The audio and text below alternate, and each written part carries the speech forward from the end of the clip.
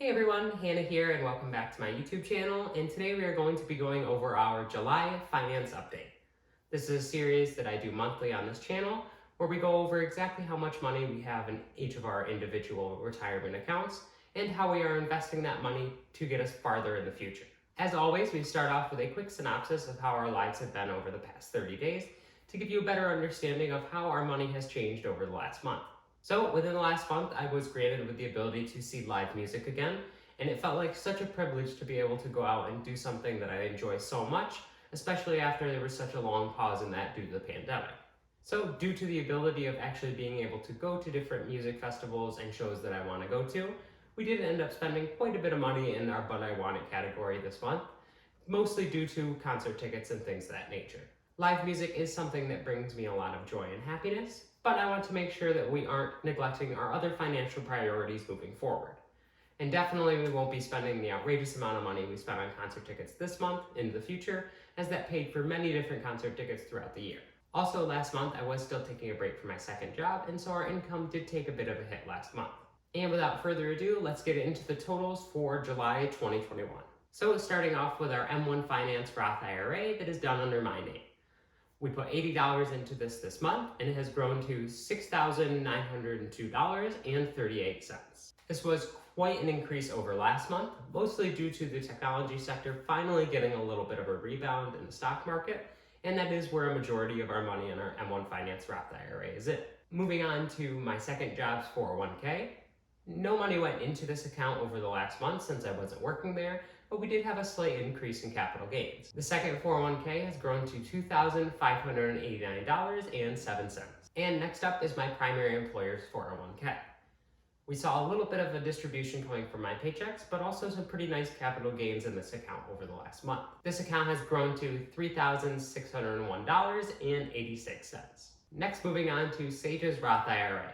This is an account that we did not prioritize putting a ton of money into over the past few months, but it's something that I want to change over the rest of the year. Sage's Roth IRA is put entirely into index funds, mirroring a similar amount to a 3-fund portfolio that is common for most investors. So with the distribution of her account into index funds, it gives our money a truly safe place to sit without the volatility of our other individual stocks. So the account has grown to $605.42.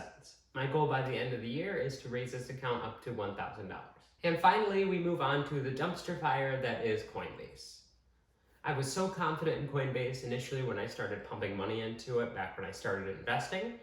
And then when the market dipped after I sold a bit of our crypto, I started to buy back in because I figured it was an unbelievable opportunity and I had to rise up eventually, which I do still believe in. But unfortunately, that extreme rise has not happened yet, although we have seen a slight amount of recovery in the crypto market over the past week. So the Coinbase account has dipped significantly over the last month to $1,918.93. I'm confident that this account will rise back up to its glory days of being above 2,000, and I think it will go even higher than that in the future. I do think it will take a significant amount of time for the cryptocurrency market to recover from the extreme hit that we have taken over the last couple months. But this extreme volatility in the cryptocurrency markets reminds me that my true limit of investing in the cryptocurrency markets is about the amount of money that I have invested in right now. Maybe give or take $100 or $200 if there was another extreme drop and it felt like an unbelievable opportunity. But as it is, I don't want to put any extra money into the cryptocurrency allocations because it is my most risky investment and I wouldn't want to lose that significant amount of money. So in total, all of our investment accounts add up to $15,617.66. I am so happy that we have reached that $15,000 milestone yet again. And now that a majority of this money is set into longer standing retirement accounts that we plan on keeping our money in until we retire, I am confident that this money will maintain and that we won't need to borrow against it in the future. We have also made a significant effort in YNAB over the past month in order to budget out further into the next month, in order to give ourselves a little bit more of a buffer with our finances, and that allows us to have the security to feel like we do not need to borrow against these investment accounts in the future. As you can see, our net worth has grown quite a bit over the last year, and we are currently sitting at $22,591.82. I am so incredibly happy that our net worth has reached this high of an amount, and I hope by the end of the year we can reach $25,000. Now moving on to the goal portion of the video, where we talk about our goals for the past month and talk about what we want to do for the next month. So our first goal for June was to maintain $0 in our But I Want It category. Obviously, we didn't get anywhere close to that, but that is because we decided that we could not be the kind of people that could do a 34-day reset. And I'm telling all of you this because I want you to know that's totally okay if you're not that kind of person either. Sometimes you're not going to be able to hit all of the metrics and goals you have assigned for yourself, and it's okay to take a little bit of a break and to realize that you are only human and you need to spend that money in different ways other than what is technically best for your future. Our second goal was to maintain a consistent amount of investing over the last month, around $40 a week. I did pretty well on a whole for this month, but I did spend a little bit more than I wanted to on crypto because it was so low, but I am getting better at maintaining a consistent amount of investing every single week in a way that is sustainable for our future. And lastly, we wanted to get rid of one subscription. We actually ended up getting rid of 3, and so that is going to be saving us well over $300 a year.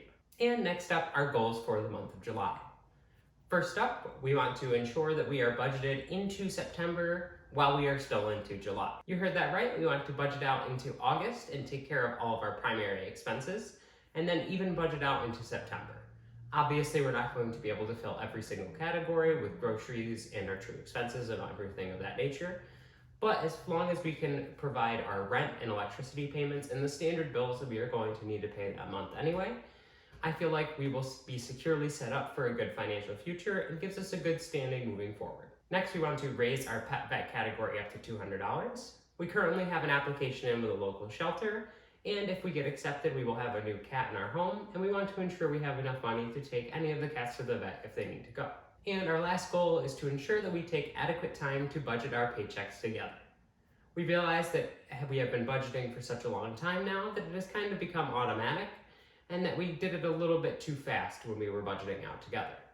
Now we sit down and write down exactly what we want to accomplish that week and figure out a way to make all those accomplishments come true with the amount of money that we have in.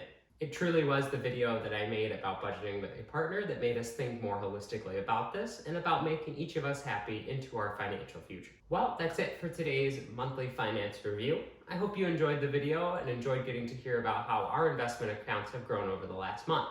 I would love to hear about how your investments have changed over the last month down in the comments section below. And if you thoroughly enjoyed this video, please make sure to give it a like, as it really helps my channel stand out and spread out to more people across YouTube. And if you enjoy seeing my face all the time, then make sure you hit that subscription button and notification bell. That way you can be alerted every single time I upload a video. Thank you so much for watching, and take care.